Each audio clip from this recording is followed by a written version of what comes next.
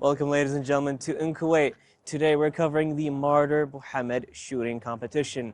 Today we're going to learn about the art of shooting and what does the competition look like, how many participants are in it, and how many times it is held in a year. This is a really interesting competition, really friendly, and it's going to be an introduction into the art of shooting. Join us today and let's get to it.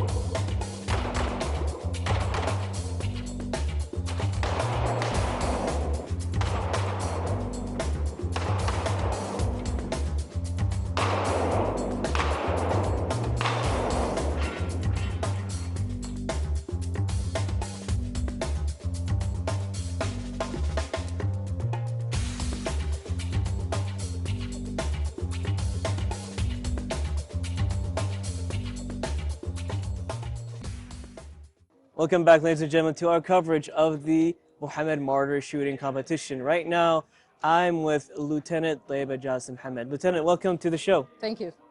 Lieutenant, did you have a hand organizing this competition? No, I'm just supporting my friends in the department.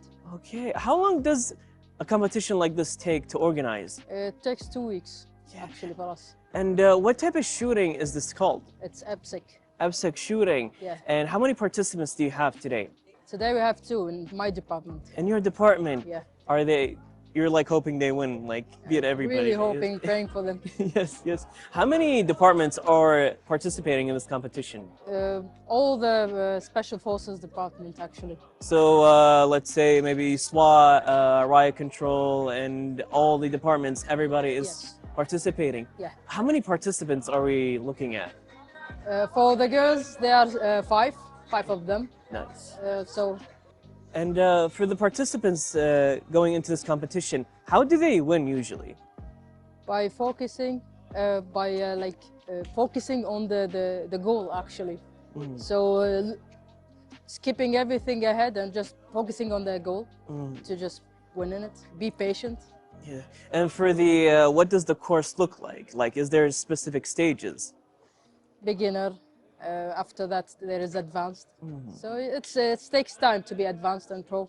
So it's like categories, like beginners and then advanced, and then there's a third level, I believe. Yeah, that's right. And what does the, so like if a competitor enters this competition, what do they have to do to win? To break the fear, actually. To break just the focus on the goal, as I said. Just to focus on the goal, just dead set on that focus. And for all EPSIC competition, is this the only one, or do you have multiple a year? We have multiple, actually. Each once in a while we do, just to encourage people to participate in this competition, to just break the fear and win. Yeah, and did you compete in one of these competitions before? Not nearly the same of it, but not exactly. Because I just joined the Special Force. Yes. And for the competitions, is it all EPSIC or is it different types? No, different types, actually. This one is EPSIC. This one's EPSIC, correct. You're here supporting your friends, and we're seeing like a large crowd, and it must make you feel proud that people are like interacting with this competition at such a large level. It makes me really happy and proud and excited, actually. Yes.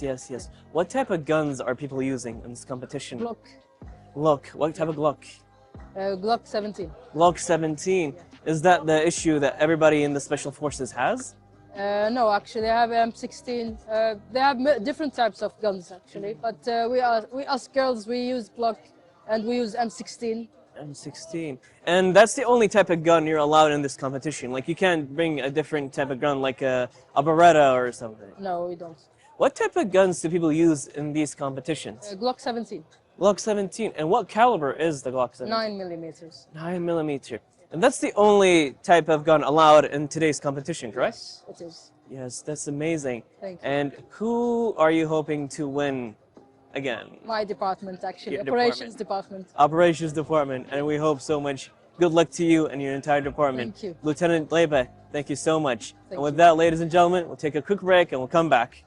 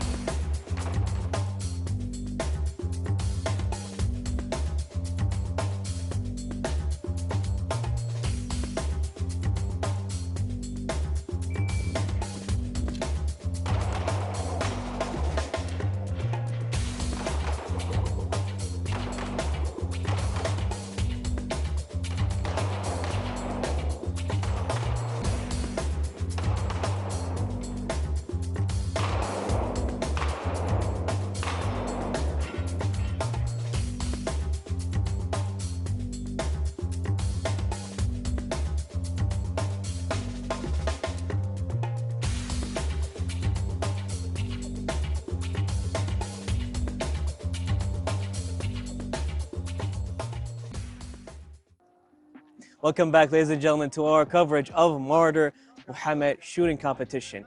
Right now, I'm with Lance Corporal Rakan Gharabeli. Rakan, welcome to the show. Thank you so much. How long have you been a part of the Special Forces?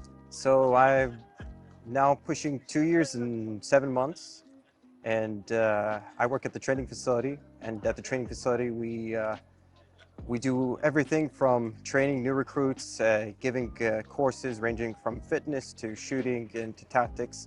And we also host competitions like the Bouhamad Martyr competition. Yeah, and like this specific competition, I just saw the women's section and they had Glock 17s, if I'm not mistaken. Yeah. And it's 9 millimeters. Yes. Is it the only weapon that you're, the only handgun you're allowed in this competition, correct? Yes, it's the Glock platform, and we also shoot the M4 carbine.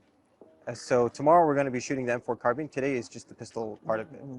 And if, say, somebody wants to bring in another type of gun, like maybe a Beretta, let's say, are they allowed? Because it's only the weapon that's issued to you. So you're only allowed to use standard issued weapons. And the standard issue weapons is the main one is the Glock 17. The Glock 17 and the M4A1 carbine. What makes the Glock 17 stand out? What makes it the issued weapon for the Special Forces? Well, the Glock 17 is such a perfect handgun. A lot of operators and people from all around the world that are in the Special Forces or in law enforcement call it the Toyota of weapons. You can put it through soft sand, sand, mud, cold water, salt water, and it operates all the time. It's lightweight. It has a polymer lower, so the part where you grab the pistol is made out of plastic. It's extremely reliable. It's been around since the 80s, and around 70% of the world's law enforcement use and rely on the Glock platform. So we're one of those, of the 70%. Amazing. And the Glock platform, you're mostly, or almost all the time, you're using 9mm. You're not using 45 ACP? No. Any other type of caliber? It's just, for operation use, we use standard ball 9mm ammunition. Some departments use hollow points. And if we're shooting steel targets, we use a caliber that's called a frangible round, which is a ceramic tipped caliber. And you talked about the training facility in this, I believe, compound. How long have you been training them? So I've been doing it now for 2 years and 7 months. I trained them martial arts, Brazilian Jiu-Jitsu, shooting, how to fix your weapon, how to maintain your weapon. And we have a plethora of instructors here that can train you from rappelling, from swimming, from scuba diving, to using vehicles, to shooting other weapon systems. So the training facility is basically the universal standard of what a person should be here in the Special Forces. I'm seeing a lot of faces here. You're seeing a huge reception for this competition, is that right? Yeah. It's here in the Special Forces, we love to support each other whenever we can. So you'll see people from every department supporting people that aren't even in the same department, and there's never it's not a hostile environment. Everyone is proud if you won or you didn't even place. So it's a very friendly environment. Yeah, I can see, and everybody's having fun. Yeah. It's a great way to sharpen your shooting skills also. Oh, most definitely. You get to learn a lot about yourself during competition, how accurate you are, how fast you are, what makes you a qualified shooter, and then when you apply that to your actual training, that's when you feel like, oh, I did this during that, so it always makes you better and sharper. Always. And you make a lot of friends also. Oh, yeah. Yeah. I have people, I don't have friends here, I only have brothers. Yes. That's the best part about the Special Forces, and there are friends, but I consider almost everyone here a brother of mine. Yes. Such a wonderful relationship you have with everybody. Oh yeah, most definitely. It's a beautiful place. It's always an event every day. It's not a boring day here, and it makes it more eventful when you're doing it with your brothers. Yes. And we talked about the Glock 17 platform and why it's reliable. Let's switch over to the M4 carbine. So what makes it the Toyota of, I'm assuming, semi-automatic rifles? Yeah. So the M4 carbine that we have comes in semi-automatic and fully automatic. And it's been the standard issued rifle for law enforcement, military, special operation forces for about almost 40 years now, pushing 30 years now. And it's an amazing rifle. It's lightweight. It has little to no recoil. The caliber is great, the 5.56 round. And the amount of accessories that you can put onto that weapon system is endless. And for every person that is issued that weapon in the Special Forces, do they get to customize it within certain protocols? Yes, yeah. Whatever is relatively available here for you to customize, yes, you can do that. And at the end of the day, the idea of shooting is more of what meets your standards. Of course, there are those boundaries that are based off of your department, but for instance, optics, handguards, stocks, pistol grips, some attachments that make the weapon faster with like reloading or pushing the bolt forward, those are relatively very allowed. But again, when it comes to shooting, it's what makes you comfortable when it comes down to shooting. And I want to bring up weapons maintenance. So for those two specific guns, the Glock 17 and the M4 carbine, when it comes to weapon maintenance, I believe it's also trained, correct? Yes. So you learn weapon maintenance as soon as you graduate, or basically in your basic course or your specialty course. No matter what weapon system you're taking, if not daily, you're learning how to clean and maintain your weapon system. That means field stripping, so removing the slide, removing the barrel, tinkering with the trigger system, making sure that everything is up to par, and you are graded upon that. So it is a very important part of a operator's doctrine, that you need to know the ins and outs of your weapon system. And we talked about the weapon systems and maintaining them. What does maintaining them look like? So every operator will eventually have to learn the ins and outs of how to maintain their weapon system. And that is a basic field strip. That is, recently we launched a course that basically teaches you how to become an armorer, which basically you do a complete strip down of a weapon system and you're able to fix it. But the basic field strip for the Glock platform is removing the slide and the barrel. For the M4 carbine, you have the bolt trigger, You also have the assembly, and actually teaches you how to really maintain a weapon system, knowing the primary function of the weapon system and the action that allows you to fire the weapon system. So operators here do know how to properly maintain that weapon system. If a weapon system would to fail either in training or in an operation, that operator knows how to properly execute fixing that weapon. And when it comes to the Glock, it's one of those weapons that doesn't have a hammer, correct? It's called a striker fire, so it has an internal hammer.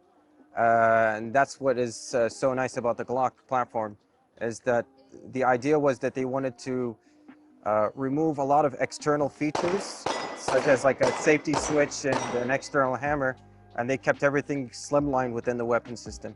Like the safety on the Glock is actually on the trigger.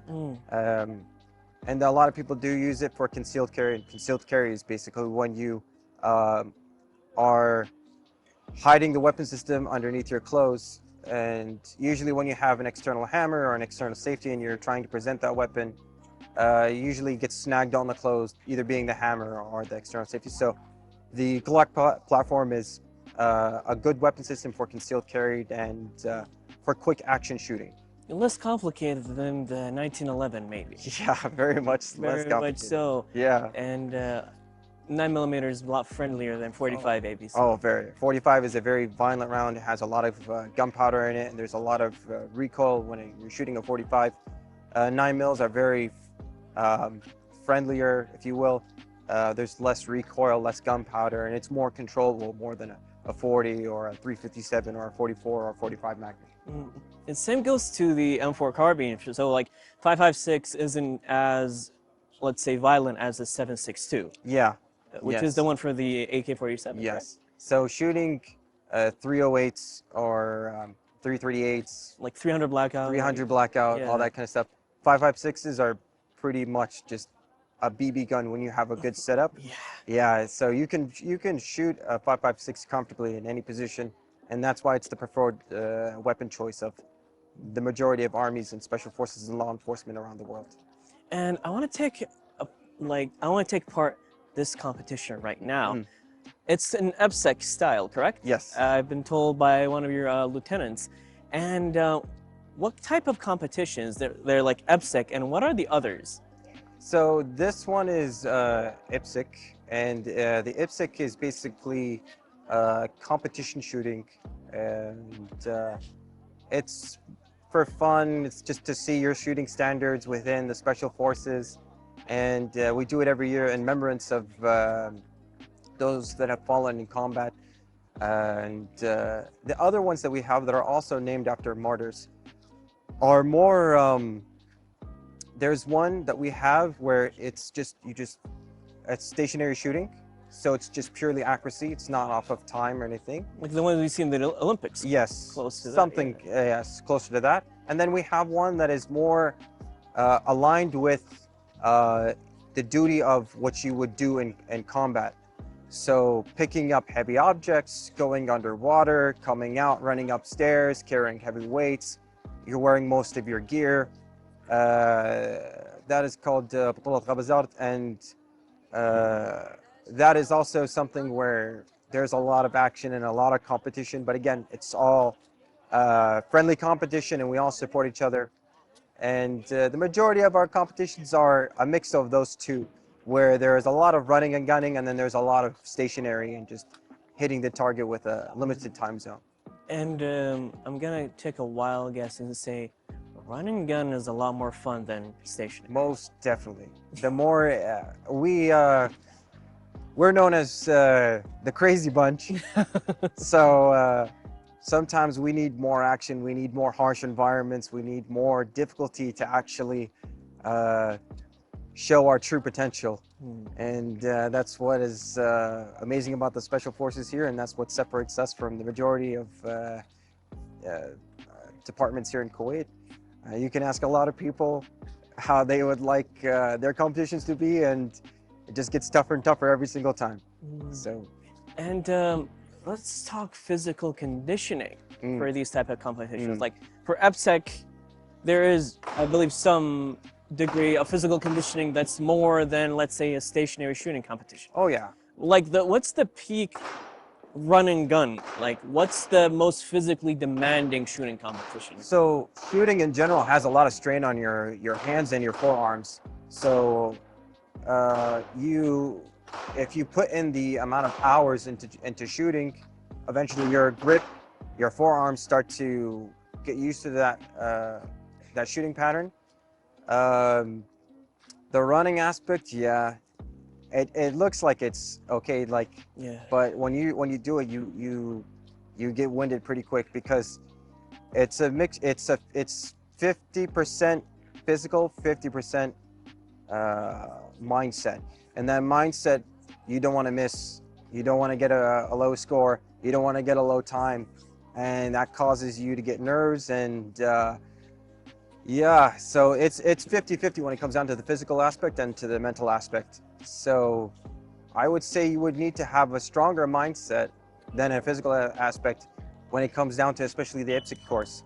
Because the IPSC course, it's all about results. If you know what you got it, you're gonna. And what is the type of physical conditioning that you take for courses or other competitions like EPSEC or the more demanding ones? So the good thing about us here is that we have a wide variety of different types of strength and conditioning coaches. So if you, for instance, want to be faster, we have running coaches. You want to be stronger, we have CrossFit coaches, swimming coaches, we have actual physical therapists here. We have a lot of people that are able to get you to any physical standard you want for no matter no matter competition. And so whatever you need, we have it here. And what type of training do you, like mindset training, that you personally would do to anybody that's first entering a competition like this? My first thing I would do is I would make sure that they shoot the basics again. And when they go back to the basics, they see what they're good at and what they're not good at. For instance, if we have someone that is perfect at the basics, we can skip to the hardest stuff. If he's still lacking in the basics, no, we need to really focus on the basics before we can move on to the more difficult aspect of shooting. And when you say basics, you mean just like basic, look at the side, shoot at the target properly? That's target acquisition, aligning your sights, reloading, and making sure that everything works out perfectly. Thank you so much You're for your most welcome. It's been wonderful, it's been informative, and it's been fun. Likewise. And thank you. It's an honor, Lance Corporal, for having you with us in Thank Kuwait. you. The honor is all mine. Thank you so much. And with that, ladies and gentlemen, we'll take a quick break and we'll come back.